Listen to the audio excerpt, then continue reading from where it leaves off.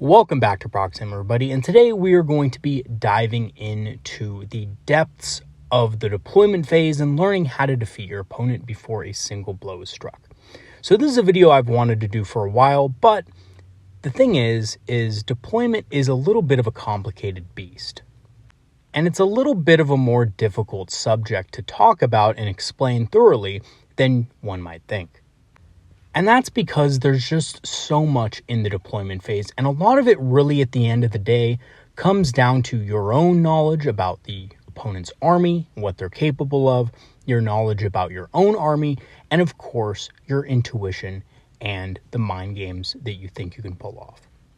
And all of these things coming into play can be a little bit complicated to not only explain, but to understand, especially if you're newer to the game. You know, a lot of these concepts that I'm going to talk to you guys about in this video have come from years and years of experience in 40K, primarily from an Eldar perspective. But most of these things, I'm just going to be straight up with you guys right off the bat, are going to be things you're going to have to learn over the course of many games of experience. However, my hope is that some of you guys can take some of these concepts and try to put them into practice so that you can get the hang of it. And of course, learn the ways to dominate your opponent before a single blow is struck. So without further ado, let us go ahead and dive right into the video. So first of all, we're going to be looking at how deployment works in 10th edition. We're going to be looking at the different deployment abilities and when they happen in the battle. We're going to talk about knowing your enemy and what their army is good at, which is a very important part of deployment. And lastly, deployment priority. And we're going to be talking about the finer aspects of the deadly game of cat and mouse, which is deployment. All right, so how does deployment work in 10th edition? So basically how it works is units deploy one at a time, alternating between both players. Essentially, I place one unit and then you place one unit. Typically, this is in your deployment zone, which of course will be determined by the type of deployment that you guys will be playing on, both you and your opponent. Now, I actually love this type of deployment because it has a lot of tactical depth and it gives both players the opportunity to misdirect their opponent. And I really like this. In the past, it's been a little bit different. Armies have deployed either all together as one, or for the most part, right, all together as one. Sometimes you have some editions where infiltrators would deploy last, or infiltrators would deploy first, whatever. But I think that deploying one unit at a time is probably the best thing for tactical play. And it actually really plays into the strengths of factions like ours that are very fast and can easily misdirect our opponents. Okay, so let's go and take a look at the different deployment abilities and when they happen. So first, before anything else happens, you declare where your leaders are going, your reserves, and your transports. So basically, you know, what units are going to be in what transports, what units are going to be in reserves, and what leaders are going to join what units. Then your infiltrators get to deploy with the rest of your army using their own rules. So essentially, infiltrators this edition just can deploy outside of your deployment zone. There's no special time in which infiltrators deploy, but we'll talk about what is the best opportunity to deploy infiltrators and of course when, later in this video. Units with the scout move get to move after determining who gets first turn. So after you deploy all your units, after your opponent deploys all their units, you roll to see who goes first, and then you can make scout moves accordingly. Now, obviously this makes scout moves extremely powerful. Although you don't quite get to move as far as you did in 9th edition, remember our Shroud Runners were moving 16 inches right off the bat with their scout move before they even got their regular move. It is quite a bit less, but having the advantage of being able to know who goes first before you do so is extremely strong. And scout moves as such are going to play a huge role in playing mind games with your opponent and making sure you have the positional advantage. Now, one thing I can't stress enough is how important it is to know your enemy and what their army is good at. To be able to deploy successfully, you really do have to have at least a working knowledge of what units your opponent has, how far they move, and what their damage capabilities are. And you have to ask yourself, Do they have an incredibly tough army that's good at holding primary objectives, armies like Space Marines or Custodes? Do they have a really fast but fragile army, effective at causing damage and scoring secondary objectives like Dark Eldar or other Eldar players? Or do they have a more balanced list capable of both? And most of the time when you're going into a competitive setting, most armies will be a balanced army. And a few examples of balanced armies might be an Aeldari list with a huge brick of Wraithguard or Wraithblades, the Avatar of Cain, for example. Kind of slower units, but units that are meant to score primaries, and then of course a lot of faster units. Space Marine armies work like this too. They have some really tough units that are good at holding objectives, and then they have faster units like Incessors who are there to score objectives. And basically these different types of armies are going to execute a certain game plan, and you have to be ready for it. And you have to have this knowledge in deployment so that you can deploy effectively against them. In general, durable armies tend to go straight for primary objectives and aim to take and hold the center using chaff units to score secondaries. So this is really apparent with Necrons. Necrons, especially the ones that are doing well in competitive play right now, like Hypercrypt Legion and of course the Canoptic Court, have really durable Wraith units that like to hold objectives. Now, Wraiths are a little bit of an exception because they are a little bit fast, but they're not really great at flanking, and they're mostly there to score objectives. Primaries, that is. So they're going to have their tough units score those primaries, and then they're going to have little chaff units of Necron Scarabs and stuff like that going after the secondary objectives. And typically speaking, your opponent is going to want to deploy their chaff units first in order to, kind of bait you out and try to get you to deploy something important so that they can counter deploy against you. Fast armies, on the other hand, like to control the flanks and get behind the enemy, scoring secondaries easily and denying enemy primary. So this is what Dark Eldar armies typically like to do, and faster Eldar armies. They like to, kind of move block you if they can, try to keep you away from primary objectives, or just have the firepower necessary to kill whatever ends up landing on a primary objective so that you can't hold it. They're probably going to have a lot of chaff type units, or they're going to have infiltrators and things like that that can block up your forces and prevent you from scoring. And of course, they're going to back that up with some serious firepower and prevent your secondary scoring units from being able to, score secondaries. Lastly, the armies you'll probably go up most against are balanced types armies. They're going to attempt to do both things by relying on the efficiency of their best units. So when you look at tournament lists, usually those players are running the best units that they have for each available role. And a good way to look at it is if you look at your own army, right, you have your units that are there for primary objective scoring like Wraithguard, Wraithblades, or the Avatar of Cain. You have your units that are good at scoring secondaries like Warp Spiders and Swooping Hawks. And then, of course, you have your damage dealers, your support units, and your utility units, all of which are typically going to be the best units in their specific roles. And, of course, a lot of the units that you have in your army are going to what's called a dual role. You're going to have units that are good against anti-infantry damage, and they're also going to be great at scoring, right? You're going to have units that are anti-large, but they can also score on primary objectives, right? Like the Avatar of Cain.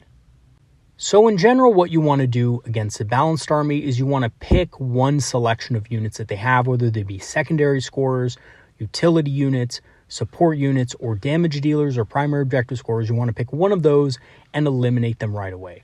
Now, I can tell you what that's going to be for the Eldar. It's going to be their fastest units. So in general, it's going to be their, fast, hard-hitting damage-dealing units or their fast objective scorers. Once you defeat those, you can use your faster mobility to your advantage. Because again, you play one of the fastest factions in the game that really only loses out to Dark Eldar. And even then, there's not that much of a difference. Alright, so now that we've kind of gone over some of the general knowledge that you need to have to deploy effectively on the battlefield, let's get into the nitty-gritty and talk about the specifics. And that is, of course, deployment priority. I get this question a lot. Proxy Hammer, how do you deploy your units? What unit should you deploy first? What unit should you deploy last? I'm having a lot of trouble knowing where to deploy my army. I often find myself cornered, basically shoved into the corner of the board, and I can't really operate well on the table. Or, I just find myself separated and destroyed piecemeal. and I notice that I'm making these mistakes in deployment. And I totally understand. When I first started playing Eldar, I had to learn the hard way on every single game I played. I lost 40 games straight before I actually won one, and a lot of those games, I would later learn, I lost in deployment. I lost because I wasn't able to deploy my units in such a way that they supported each other and also made it hard for my opponent to follow through their game plan. So the question you have to ask yourself is, how do I deploy my army in such a way that it supports each other, has line of sight over other units, you can cast your abilities on other units and stuff like that, but also make it hard for my opponent to follow through the game plan that they want to achieve. And remember what we said before about the different types of armies that exist out there. Primary objective armies, secondary objective and damage dealing armies, right, and balance lists. They're all trying to score victory points. And they may be better at scoring certain victory points over others, like Custodies are really good at scoring primary objective points, but their secondary objective scoring is their weak spot. Dark Eldar armies are really good at scoring secondaries and dealing damage, but their weak spot is their primaries, right? So you want to play around that and play to their weaknesses. And luckily, the Eldar are kind of at that middle ground where they can pretty much do both if played correctly and played to a high level. So as far as deployment priority goes, the first thing you guys must do is use your infiltrators to counter scout moves. So a lot of armies out there are going to try to get a positional advantage on you by using the scout move. This is going to not only set up secondary objective scoring for your opponent, but it's also going to give your opponent some opportunities to get first turn charges, which could muck up your army and make it hard for you to operate. So having at least one unit of Rangers or a single unit of Striking Scorpions in your list to deny the enemy their scout moves is really important. And remember, since scout moves are done at the very end, the best thing to do is to wait until your opponent deploys their scout units and then deploy your infiltrators right after them so that they can't make use of that move. If your opponent has infiltrators though, you want to always put yours down first to deny half the board. That way, if your opponent takes the other half, at the very least, you know where their scout units are going to be because they're going to be wanting to do the same thing you do, which is using their infiltrators to cover for their scouts.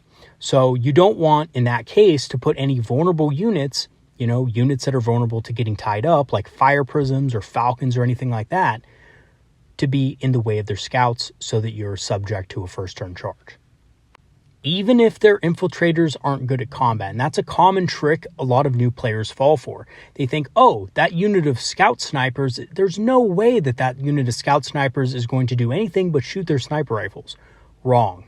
An experienced player who sees a unit like a fire prism or a falcon out of position will use their scout snipers to charge in there and tie you up. And that will give their other units a lot more time to maneuver into correct positions and, of course, rain fire upon your army. However, as we all know, we might not be lucky enough in every game to be able to deploy our infiltrators first. If our opponent gets the jump on us and is able to deploy their infiltrators first, then at least take the other side of the battlefield so that you can, again, screen out that side from any enemy attack. Also, another thing to keep in mind is to deploy your most valuable assets last to keep your opponent guessing. You don't want to give your opponent too much information about where your most important and key units are going to deploy right off the bat, because they can kind of circulate all of their units to counter them. So definitely don't deploy all your really strong, hard-hitting units right off the bat, unless you want to give your opponent a huge advantage. Now, lastly, there is an advantage to using MSU here. I know a lot of armies, especially you see in competitive play, a lot of armies are having very low unit count and stuff like that. But for the Eldar, I think it's really important to have MSU. And of course, I'm talking about multiple small units. So what do I mean by that? Well, essentially speaking, because each player deploys one unit at a time, if your opponent runs out of units before you do, you have a huge deployment advantage because then you can just kind of deploy the rest of your units wherever you want. Which is really strong. If your opponent has deployed their whole army and you still have half of your own army to deploy, then that gives you a big advantage. And in some cases, it can determine the game right then and there. I've gone against a lot of opponents that have very few units, and if they deploy in a certain area of the board and then they finish deploying and I still have, 6 or 7 units of my own left to deploy, I can deploy accordingly to counter those usually slow moving and very durable units. All right, so again, we've kind of talked about the general deployment priority that you want to take, and I know that's a lot of information to soak in, but I want to give you guys a few examples of some tricks I use in my own games that can help secure your victory before the first dice is rolled. So for these examples, I am going to be using terrain layout number 1. However, these examples also do work with other types of terrain, so if you're playing on WTC or you're just, kind of doing player place terrain at your local game store, these tips will also help you with those scenarios as well. So the first example I wanted to show you guys, and something I've talked about on the channel quite a bit, is being able to use your infiltrators, either your rangers or striking scorpions, to screen out enemy infiltrators and scouts. Now, if you have the advantage of deploying first, you always want to use your infiltrators to cover your weak side, and the weak side is the side of the battlefield with easy line of sight to your home objective. So in this case, it's on the left-hand side, because if we look on the left side of the board, if we look at how the terrain's set up, your opponent will have to move into the midfield to see it, but they can pretty much easily get line of sight to your home objective, especially if they control the objective in no man's land on that left-hand side, which means you'll have a better chance of being able to block your opponent from being able to see your units. I love using rangers for this specifically because rangers have that D6 move, so they can of course move to block up your opponent even more if they move something within 9 inches of them. This will also force your opponent, if they have infiltrators, to deploy on the other side of the battlefield, which has better line of sight blocking terrain in your deployment zone and has more terrain between your home objective and the enemy infiltrators, which will make it harder for them to shoot. So a lot of the times you'll have something like an Autarch Wayleaper on the objective, or you'll have some sort of lone operative, maybe even Guardians on the home objective, right? There's a lot of infiltrators out there that would love to have a good crack at a Farseer or an Autarch Skyrunner if given the chance. So putting as much terrain between those units, your units of course, and your opponent's infiltrators is a really good idea. Now, of course, if you don't get the first deployment and your opponent deploys on your weak side with infiltrators, that could be a little bit of a problem, but it just means you have to prioritize sweeping that area clean, and you have to come up with a different plan. This can also include deploying your Autarch Wayleaper a little bit farther back, and maybe, securing your home objective with something a little tougher on the first turn of the game. The second thing you guys should know how to do is being able to deploy to deny enemy scouts. So using infiltrators is probably the best way to prevent scout moves from happening from your opponent's side of the battlefield. So when your opponent has a lot of scouts but doesn't maybe have infiltrators, what you want to do is you want to deploy your rangers in a way that is directly opposite your opponent's scout units. This will prevent them from using scouts to move up the battlefield and set up against you outside of line of sight. A lot of scouting units are very powerful. Eldar scouting units can be particularly powerful, like Warwalkers and of course Shroud Runners. So if you can block those things off early, it's going to give you a huge advantage. And pretty much now, the only place your opponent can scout move is backwards or out in the open. Neither position is very advantageous to your opponent, so most likely they'll just either move backwards or not at all, and you've essentially denied them their ability to use their scout move to gain an advantage.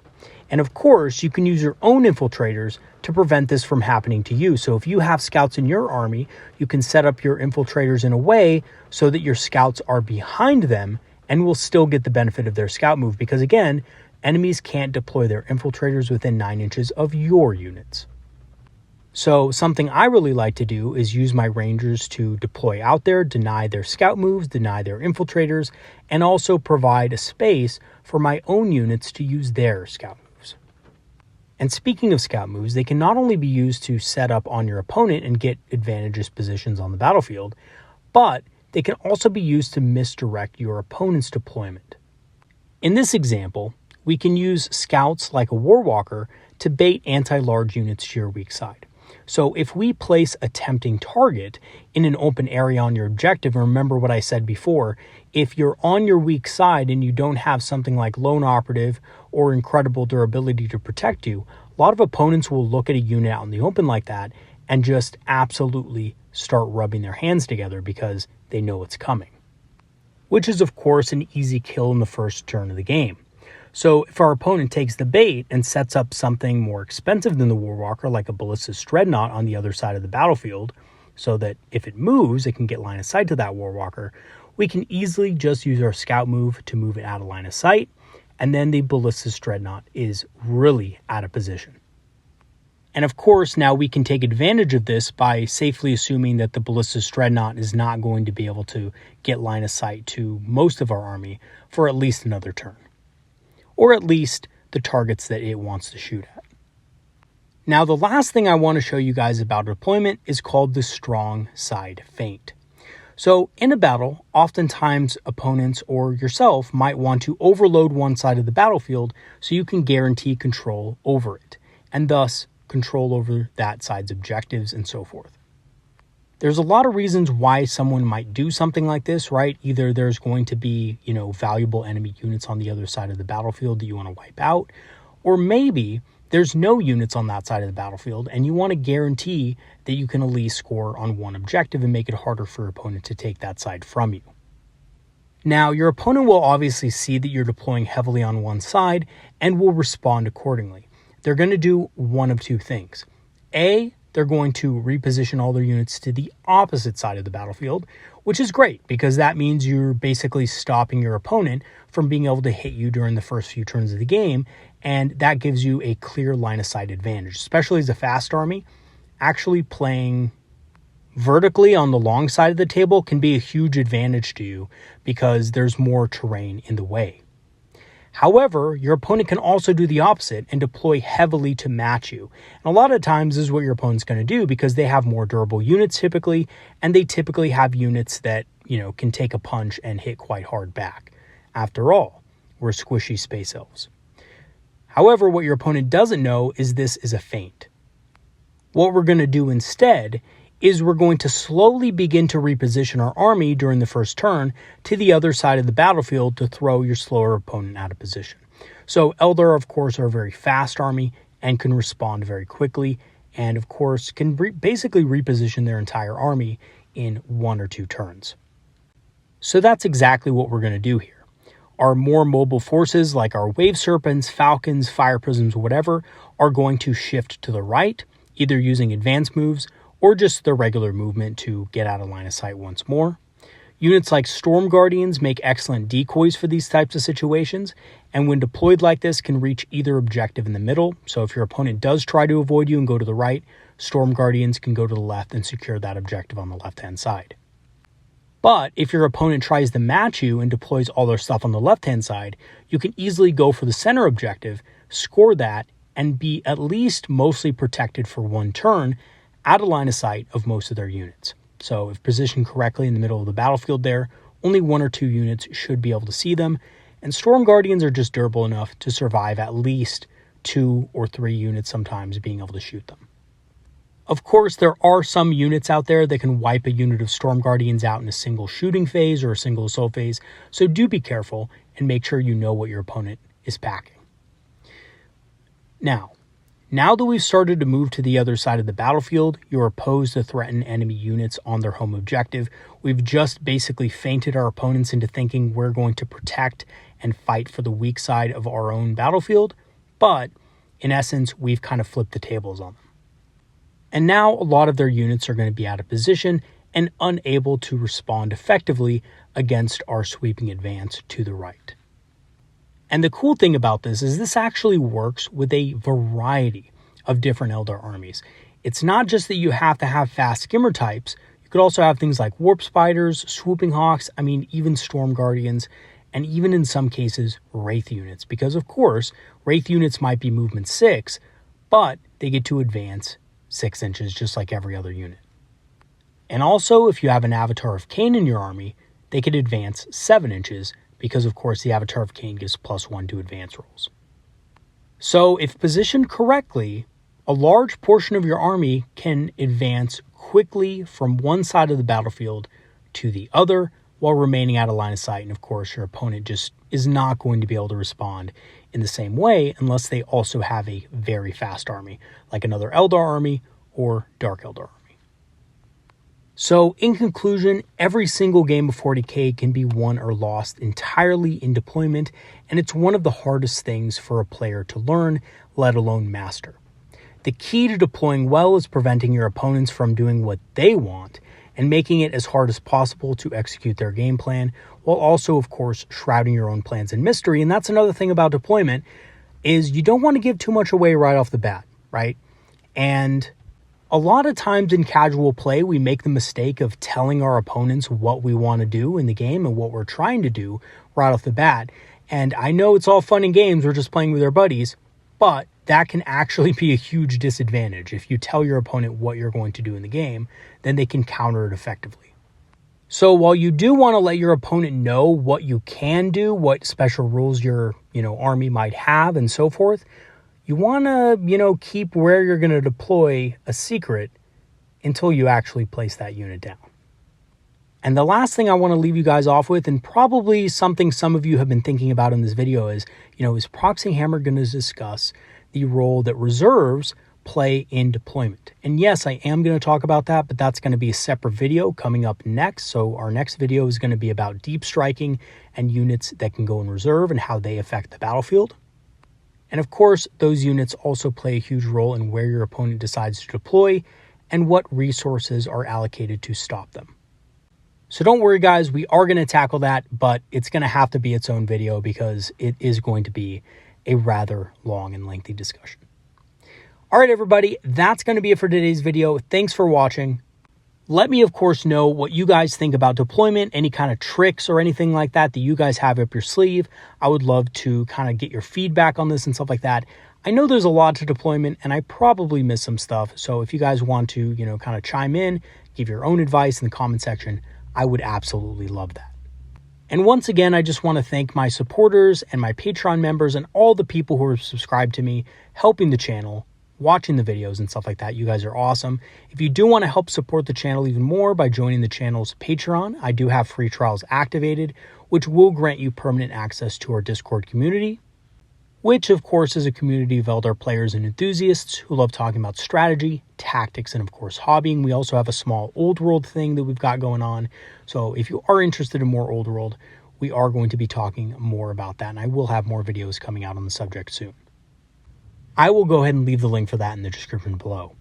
I'm also an Amazon affiliate and have a channel store page, so if you want to grab some discounted Eldar miniatures on Amazon, or you want to grab some Eldar inspired apparel on the channel store page to rep your local game store, I will leave the links for those in the description as well. All right, everybody, that's going to be it for today's video. Thanks for watching, and for all of you who submitted a picture or many pictures of your painted models for the community painting project that I've been working on, that video is going to probably be out within the next 2 weeks. It is a lot of work, but I want to put it together for you guys and show you guys what the community has come up with. And I really just want to thank you guys for submitting something, those of you who did. It's been really awesome. It's been an awesome journey just seeing the different things that the Eldar community has created. So thank you so much for that, and the video for that will be out soon. All right, everybody, that's going to be it for today's video. Once again, thank you for watching, and peace out. Have a good one, everybody. See you later.